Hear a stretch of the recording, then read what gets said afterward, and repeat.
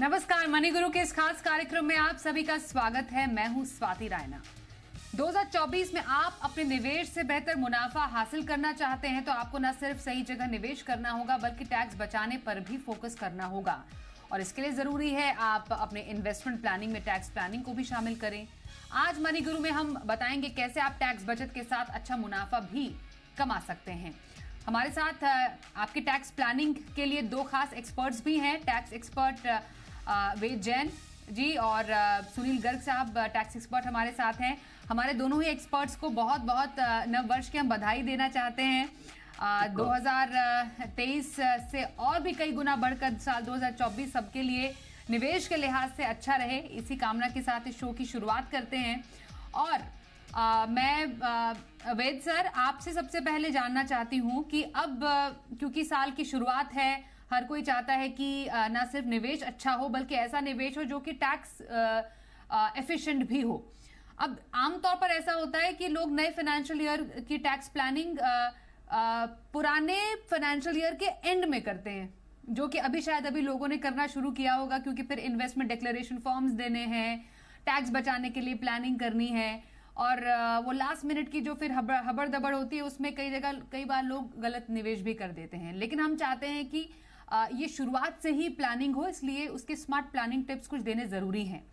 सबसे पहले सर मैं आपसे वेद जी समझना ये चाहती हूँ कि हमने जिस तरीके से इंडिकेशंस देखे हैं पिछले बजट में, जो न्यू टैक्स रजीम है उसको डिफॉल्ट टैक्स सिस्टम बनाया गया। मतलब अगर आपको नया ओल्ड टैक्स सिस्टम में जाना है तो आपको बाकायदा उसको चूज करना पड़ेगा। अभी फिलहाल सर इस फाइनेंशियल ईयर में जितना हम जैसे जैसे आगे बढ़ रहे हैं, अब नए टैक्स सिस्टम, नए टैक्स रिजीम को लेकर सर आकर्षण कितना बढ़ा है? देखिए, नए टैक्स रिजीम में आकर्षण आहिस्ता आहिस्ता बढ़ रहा है। जैसे वित्त मंत्री जी ने जब घोषणा की थी लास्ट ईयर, आपने देखा होगा कि अब 7 लाख रुपए तक की इनकम को एग्जेम्प्ट कर दिया गया है और अदरवाइज आपकी इनकम 2.5 लाख रुपए तक के एग्जेम्पशन में रहती है। तो जो आपको छूट मिलती थी निवेश करके ये करने से, तो वो उन्होंने सारी छूट आपको 7 लाख रुपए के अंदर दे दी है। लेकिन इसमें सबसे ज्यादा जो मुश्किल जो आ रही है कि जिन लोगों ने निवेश की कमिटमेंट पहले की हुई है या जिन लोगों ने अपने फ्यूचर की प्लानिंग करने के लिए, जैसे आपने कहा निवेश करना जरूरी है, सेविंग करनी जरूरी है, उनके लिए अभी भी पुराना रजीम अट्रैक्टिव लगता है तो बहुत सारे लोग उसी में निवेश करते हैं।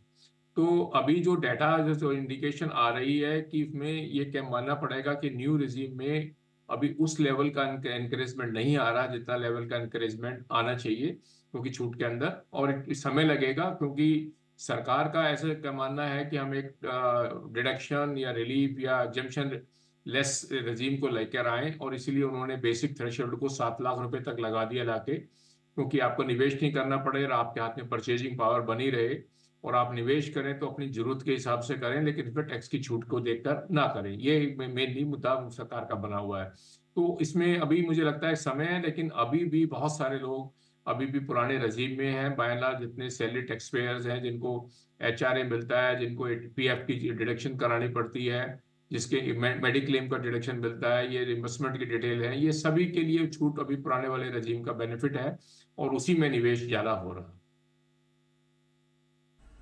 तो अभी धीरे धीरे आकर्षण बढ़ रहा है, लोग थोड़ा सा समझने की कोशिश कर रहे हैं कि कहां पर सबसे ज्यादा फायदा है।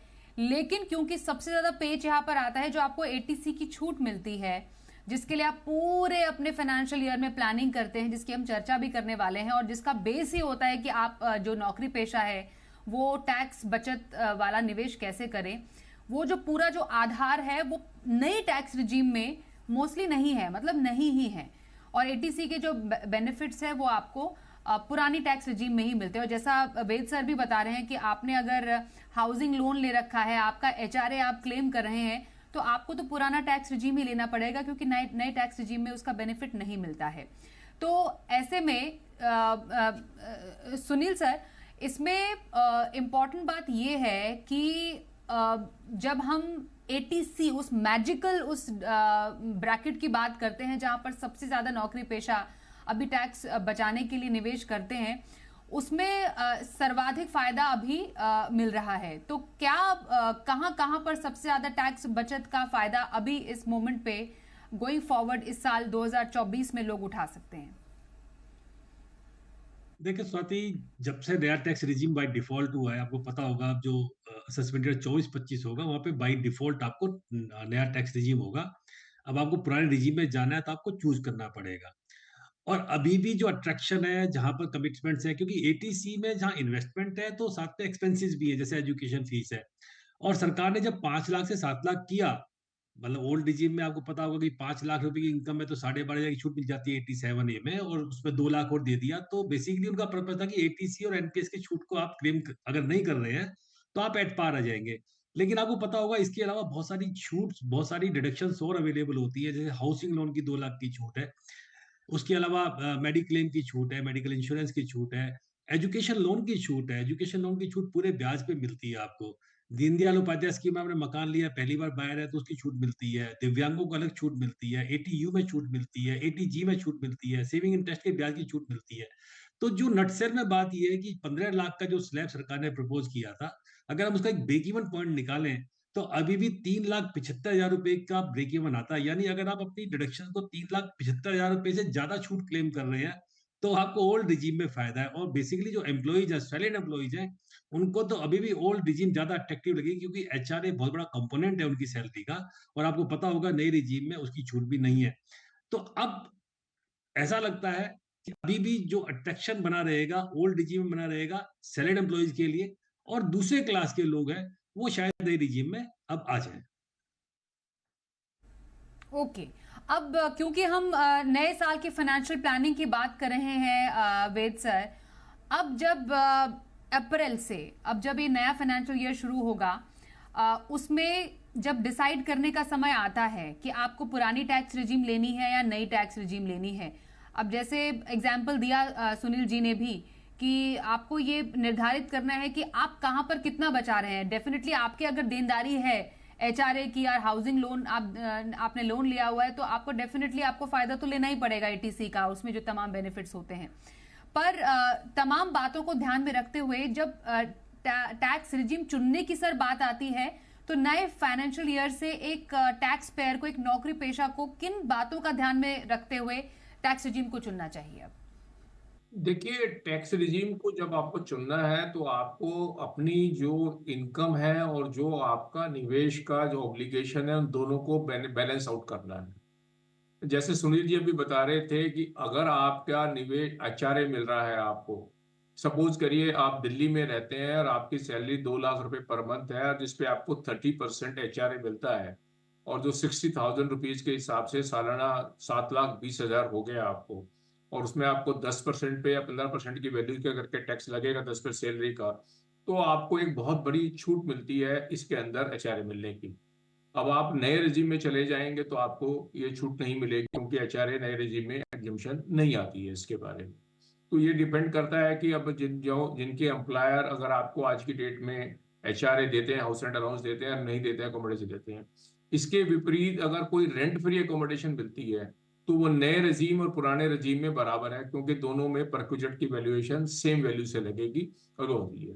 तो आज की डेट में अगर मैं किसी को टैक्स प्लानिंग का अगर कोई इंडिकेशन दूं कि आप टैक्स की छूट भी ले जाएं और आप नए रजीम में चले भी जाएं, तो तरीका यह है कि आप अपने एम्प्लॉयर को कहें कि साहब अपना एचआरए विड्रा करके आप मुझे एक रेंट फ्री अकोमोडेशन दे दीजिए, और उसकी वैल्यू 10% मेरी सैलरी की या 15% सैलरी की वैल्यू में जोड़ दीजिए। वो एक आपको टैक्स में आ सकता है।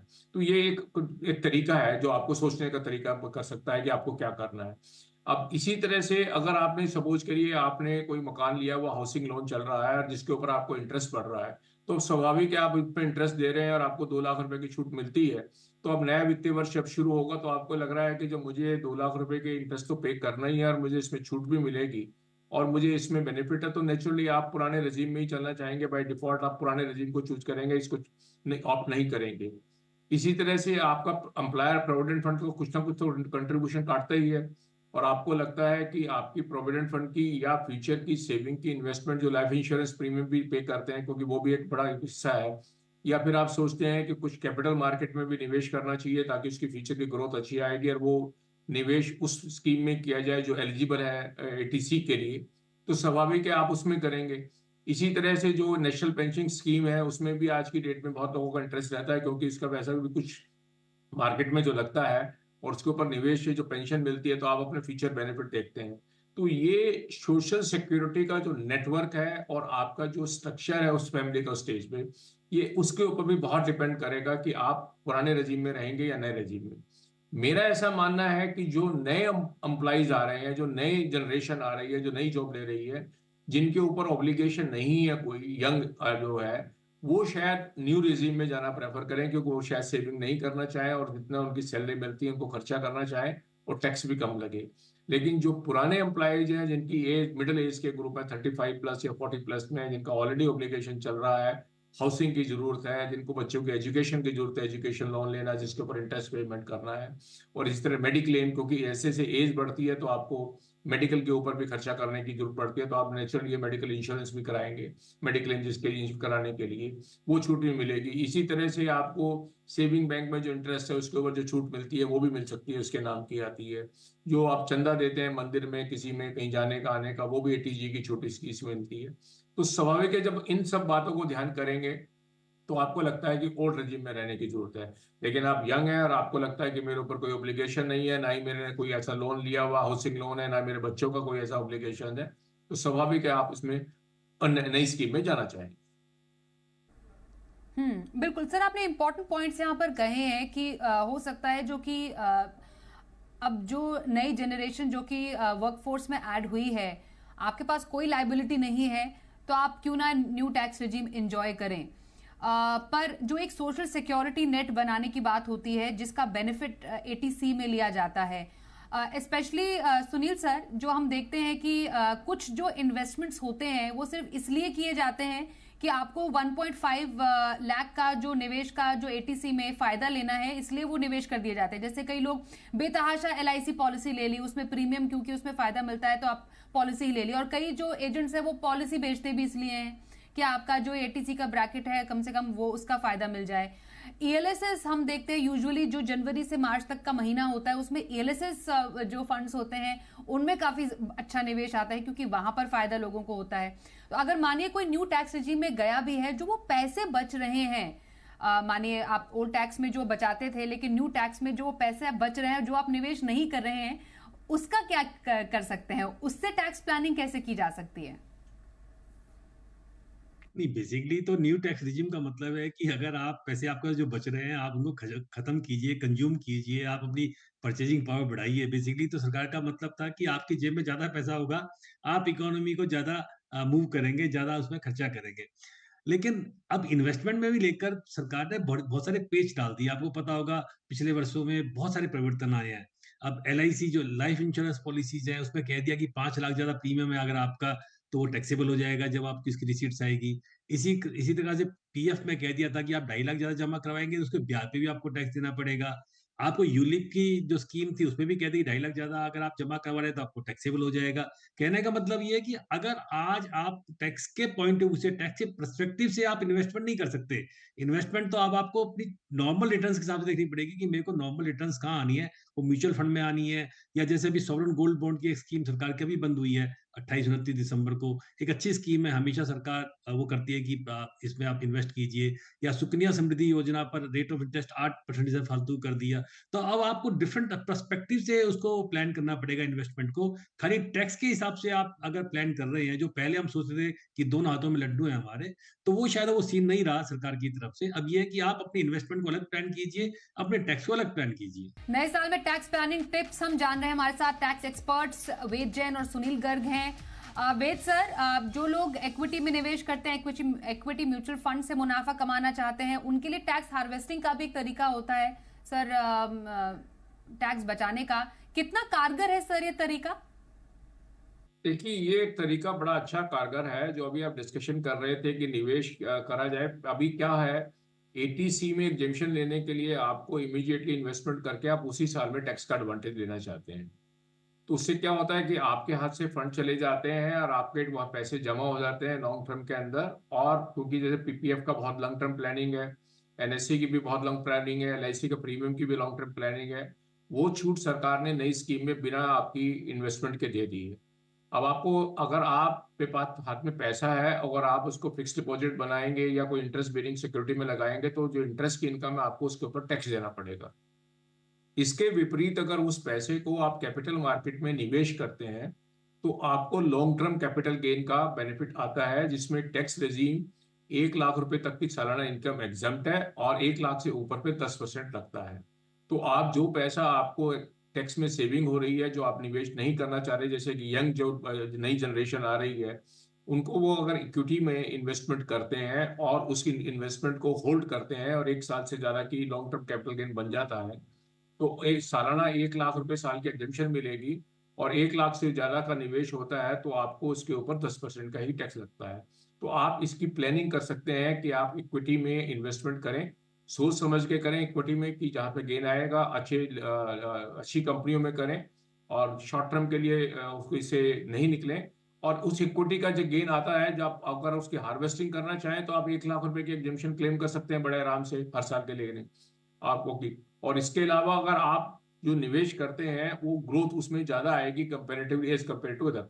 इसी तरह से आप इसी तरह की इन्वेस्टमेंट आप सिप जिसे कहते हैं सिस्टमेटिक इन्वेस्टमेंट प्लान के अंदर भी आप इक्विटी म्यूचुअल और ओरिएंटेड म्यूचुअल फंड में करेंगे, तो उसकी भी बेनिफिट आपको लोअर रेट ऑफ टैक्स में भी आ सकता है, एडवांटेज आपको मिल सकता है इसके। और इसी बात पर मैं जोड़कर सुनील जी आपसे जानना चाहती हूँ, क्योंकि टैक्स हार्वेस्टिंग में जब मुनाफा होता है तो आप कैसे टैक्स बचा सकते हैं, क्योंकि कई बार लॉस भी हो जाता है, तो कैपिटल लॉस की भी हार्वेस्टिंग की जा सकती है। इसके फायदे क्या है जो टैक्स लॉस हार्वेस्टिंग किया जाता है? नहीं, बहुत ही कारगर टैक्स प्लानिंग है। जैसे वेद सर ने अभी कहा, एक तो प्लानिंग यही है कि हर हर साल आप 1 लाख रुपए का मुनाफा लॉन्ग टर्म कैपिटल गेन का लेते जाइए और वो टैक्स बचाते जाइए और उसको हाई रेट पे परचेज कर लीजिए। दूसरा, लॉस की हार्वेस्टिंग होती है। मान लीजिए आपको एक उसमें स्क्रिप्ट पे प्रॉफिट आ रहा है, आपको लगता है कि मेरे पास किसी दूसरी स्क्रिप्ट पे लॉस है, तो आप क्या कर सकते हैं कि आप उसको स्क्रिप्ट को बेच दीजिए, आपको लॉस बुक हो जाएगा और आपस में लॉस एडजस्ट हो जाएगा। बाकी आप अगले दिन उसको फिर खरीद दीजिए, तो जब अगली बार बेचेंगे तो आपका कॉस्ट ऑफ एक्विजिशन बढ़ा हुआ आएगा। दूसरा, आपको पता होगा कि जो long term capital loss, short term capital loss है, उसको लॉन्ग टर्म कैपिटल गेन से भी एडजस्ट कर सकते हैं। तीसरी बात यह है कि आप उसको कैरी फॉरवर्ड भी कर सकते हैं। तो आप मार्च में प्लानिंग कर सकते हैं कि अगर मुझे कैपिटल गेन आ रहे हैं, लॉसेज आ मतलब प्रॉफिट आ रहे हैं मेरे कैपिटल गेन में, तो आप उसको लॉस से हार्वेस्ट कर लीजिए। आपकी जो भी जहां जिस स्क्रिप्ट में आपको लॉस आ रहा है उसको आप कैरी फॉरवर्ड भी कर सकते हैं। ओके। तो ये टैक्स हार्वेस्टिंग का गणित है जो कि हमने वेद सर और सुनील जी दोनों से सीखा है। सर, अंत में मैं दोनों एक्सपर्ट से जानना चाहती हूँ, आप चाहे कोई ओल्ड टैक्स रिजीम चुने या न्यू टैक्स रिजीम चुने, जो एक सर टैक्स प्लानिंग के जो हेल्दी टैक्स प्लानिंग होती है या जो उसके अच्छी आदतें होती हैं, वो साल की शुरुआत से ही किन बातों का, सर वेद सर मैं आपसे शुरुआत करती हूँ, किन बातों का ध्यान रखे, जैसे जैसे हम कह रहे हैं ना कि मुनाफा भी कमाए और टैक्स भी बचाएं, ये दोनों जो पर्पस है वो सॉल्व हो? देखिए, जब साल शुरू होता है तो आपको अपने पोर्टफोलियो को, आपके जो बैलेंस शीट है, स्टेटमेंट ऑफ फेयर है, बैंक बैलेंसेज है, उसको प्लान करना है। अब आपको जो साल के शुरू में आपको आइडिया हो जाएगा कि आपकी सैलरी इनकम है तो कितनी आएगी, अगर कोई रेंट की इनकम है तो कितनी आएगी, और बैंक पे कितना आएगा, और क्या टैक्स रेट पड़ेगा। उस समय आप एक एस्टिमेट कर सकते हैं कि आप नई रजीम में आपको सूट ज्यादा करेगा या ओल्ड रजीम में करेगा, और आप उसकी एक टेबल बना के कंपेरेटिव टेबल बना सकते हैं। एक तो ये आप कर सकते हैं।